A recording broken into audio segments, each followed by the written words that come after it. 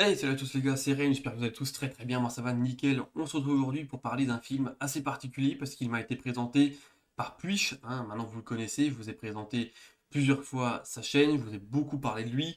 Il m'a fait découvrir ce film, on a pu le visionner ensemble d'ailleurs, donc moi c'était totale découverte, lui c'était son énième visionnage. Et c'est un film de fou, un film trauma, attention, quand je dis trauma forcément vous pensez à Lloyd Kaufman, pour ceux qui connaissent. Il aura d'ailleurs un petit rôle dans le film, mais on en reviendra un petit peu plus tard. En tout cas, c'est un film de fou furieux qui m'a fait rire, qui m'a en même temps écœuré sur certains points, et qui est un mélange de fou qui marche super bien. On parle de Father's Day, c'est parti.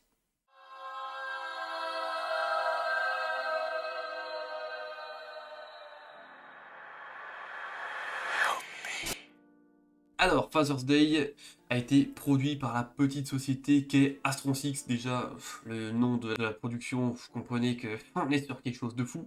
Il a été fait avec 10 000 dollars de budget, donc autant vous dire que c'est totalement rien, et pourtant il a énormément de qualité.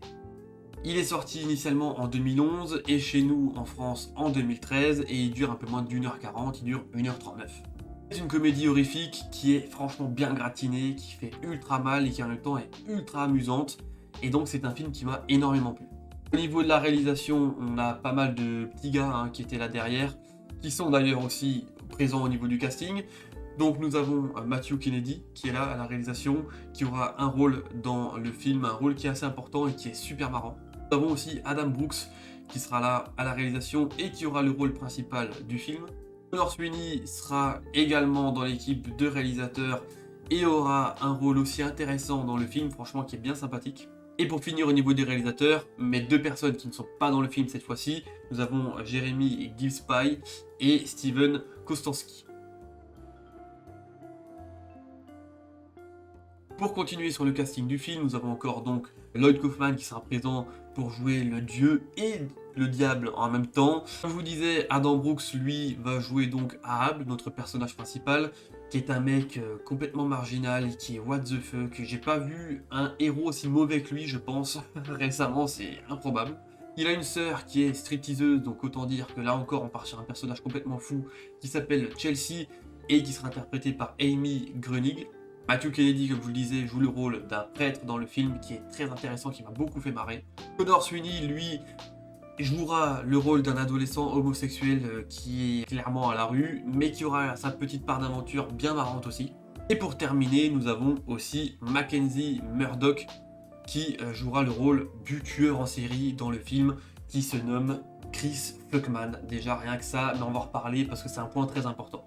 Au niveau du casting, c'est tout ce que je vais vous citer. Il y a encore quelques autres personnages secondaires, mais globalement, c'est des acteurs que vous avez peut-être pu voir que dans des nanars de seconde zone de ouf. Alors pour le synopsis, on va suivre donc Ahab, notre personnage principal, qui est, comme je vous le disais, un marginal de fou. Pourquoi il est marginal et il vit comme ça complètement isolé? C'est parce que son père s'est fait buter d'une manière ultra violente par justement le tueur en série Chris Fuckman. Donc Ahab, il est totalement traumatisé, mais en même temps obsédé par le tueur en série Fuckman, qui apparemment a plus d'une centaine de victimes à son actif et qui seraient a priori tous des pères de famille. Voilà, puisque effectivement notre tueur agit pendant la fête des pères et commet des atrocités complètement folles. Ahab, lui, va donc décider de se préparer à un face-à-face ultra brutal contre notre tueur en série dans le but de se venger de la mort de son père. Au niveau du synopsis, c'est tout ce que je vais vous dire, et vous voyez déjà qu'il y a plein de trucs complètement fous. Un mec marginal parce que son père s'est fait tuer par un tueur en série qui s'appelle Fuckman, déjà, et on prépare une vengeance. Donc déjà, vous sentez le délire. Maintenant, je vais vous donner mon avis sur ce film qui m'a extrêmement plu. Donc merci Puich de me l'avoir présenté. Il m'a extrêmement plu. Il y a plein de détails que j'ai kiffé à mort. Il y a plein de petites références à d'autres films. Ça déjà, c'est des petits points qui me font plaisir. Au niveau du personnage principal, comme je vous le disais, c'est totalement incroyable. Déjà, il a une dégaine de fou, il a des cheveux en pétard, il a un cache-œil, il a une longue veste en cuir, un gros fusil à pompe, et pourtant, malgré son petit charisme naturel, il est totalement naze. Le mec a zéro compétence, on sait pas pourquoi il a cette dégaine là de fou furieux, il a juste zéro compétence, il est naze. Et pourtant, il est quand même ultra marrant. Et ce qui est fou dans le film, c'est qu'on fait appel à lui parce qu'on recherche de son côté une efficacité, qu'on ne trouvera jamais dans le film. Donc ça, c'est excellent. Un point qui m'a fait super rire tout le film, on se dit mais putain, mais ils sont allés chercher ce mec-là pour essayer de vaincre ce tueur en série, et pourtant il est ultra nul. Pourquoi? Pourquoi ce mec? On a de tout, après comme je vous disais, on a le prêtre lui c'est pareil, le prêtre, c'est improbable, à un moment il fait la messe, il sort un gun, c'est n'importe quoi. Vraiment, c'est une dinguerie au niveau des personnages. On a vraiment que des personnages de fous furieux, tous les plus nazes les uns que les autres, efficacité zéro, et pourtant ils ont tous un petit charisme naturel, tous quelque chose qui passe ultra bien à l'écran. On sent une certaine symbiose d'ailleurs dans l'équipe, hein. Et tout ça c'est ultra marrant. Et en plus, on mêle tout ce côté un petit peu humoristique à des scènes ultra violentes dans ce film. Puisqu'effectivement, je vous rappelle quand même qu'on est sur une histoire de tueur en série. Notre tueur en série qui s'appelle Fuckman, vous vous doutez bien que son nom vient de quelque part. Puisque notre personnage du tueur, Fuckman, il tue des pères, voilà, pendant la fête des pères, mais il ne fait pas que ça.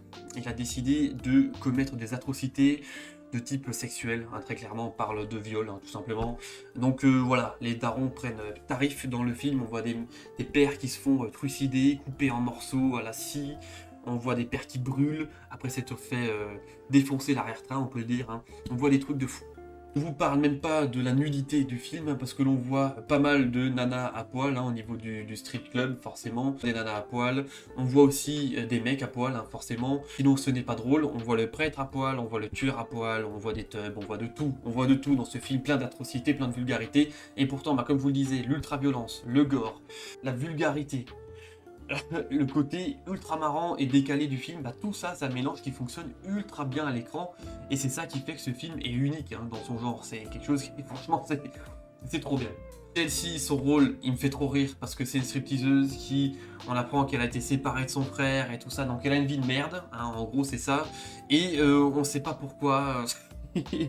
Il nous la montre comme une meuf, voilà, qui fait des striptease, comme à un moment une meuf qui ressemble à la princesse Leia dans Star Wars, c'est-à-dire à ligoter un gigantesque monstre en petite tenue. C'est n'importe quoi, c'est n'importe quoi. On a aussi de l'inceste de sa part, hein, c'est un gros délire. Tout ça, franchement, ça fonctionne ultra bien. Les effets gore avec 10 000 $ sont trop bien faits pour le coup, c'est excellent. Du sang partout, les démembrements, franchement, c'est ouf. Je pense qu'il y a de la prothèse, on a de tout, et pourtant c'est super bien fait. Donc là-dessus c'est ultra convaincant, et moi ça m'a conquis direct. Parce que c'est vrai que le film commence tout de suite avec des scènes ultra violentes, et tout le long du film on aura des scènes ultra violentes. Aussi un petit peu de mannequin en mousse à un petit moment, ça m'a fait marrer aussi. Il faut être honnête que bah, tous ces détails là, franchement, font... Bah, c'est vrai que je vous dis mannequin en mousse, 10 000 $ de budget, casting inconnu, réalisateur globalement inconnu. Pour un film trauma, vous me direz, mais putain, c'est quoi ce film encore de fou furieux? Comment ça peut être un bon film? Et malgré tout ça, c'est un excellent film. Franchement, il m'a fait marrer. Plein de points positifs. En plus, je trouve que bon, l'histoire, c'est n'importe quoi. C'est tiré par les cheveux, ça n'a aucun sens. On comprend rien. Il y a une histoire de secte, de divinité bizarre. Enfin bref. Et malgré tout, ça tient la route. Malgré tout, ça tient la route. On a envie de savoir ce qui se passe. Malgré les diverses péripéties de nos personnages. Et tout ça, ben, franchement, chapeau, moi ça m'a clairement conquis. Pas du changement de dimension aussi dans ce film pour voilà, vraiment la dernière partie, hein, du film, pour la résolution de l'histoire. On arrive en enfer, ça pareil, effets spéciaux, incrustations. Oh, on a des incrustations de...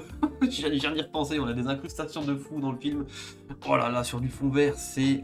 Mais tout ça, ça fait le charme du film. Franchement, c'est incroyable. C'est incroyable de dire ça, mais tout ça, ça fait le charme du film. Aujourd'hui, vous me direz, ces derniers temps, sur le dernier film, je vous dis putain, mais c'est du fond vert, ça casse les couilles, c'est n'importe quoi, mais c'est parce que c'est pas la même chose. La plupart du temps, c'est parce que c'est des grosses productions, c'est parce qu'il y a des sous derrière. Voilà, c'est impardonnable. Là, c'est 10 000 $ de budget, les mecs, ils ont envoyé le personnage en enfer. Non, mais c'est une dinguerie. Donc franchement, c'est un film qui est exceptionnel pour le coup. Donc merci Puige de me l'avoir présenté, hein. C'est encore un film complètement what the fuck que je vais ajouter à ma liste de films que j'ai vus. Franchement, ça fait ultra plaisir de voir des films comme ça. Franchement, ça m'a fait du bien. Ça m'a fait du bien, ça m'a fait marrer, ça m'a dégoûté, ça m'a passionné, toute cette histoire. Et donc c'est pour ça que je voulais vous présenter ce film aujourd'hui, ce film qui est Father's Day. Voilà, je vais pas vous en dévoiler plus parce que si vous ne connaissiez pas le film, bah franchement je vous invite à aller le voir, hein. Alors attention, hein, vous regardez pas ça en famille parce que je pense que c'est quand même pour un public un petit peu restreint. Mais en tout cas, je pense que ça peut amuser la plupart d'entre vous, hein, qui me suivez maintenant principalement pour des films d'horreur et des comédies complètement what the fuck. Là, vous avez tout ce qu'il vous faut dans ce film-là.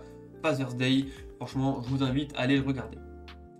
Pour ceux qui le connaissaient, si vous le connaissiez, bah franchement, dites-moi tout dans les commentaires, ce que vous en avez pensé. Comme ça, on pourra un petit peu discuter là-dessus. Et puis en attendant, je vais vous laisser là. C'était Rage, portez-vous bien. Allez, ciao, ciao!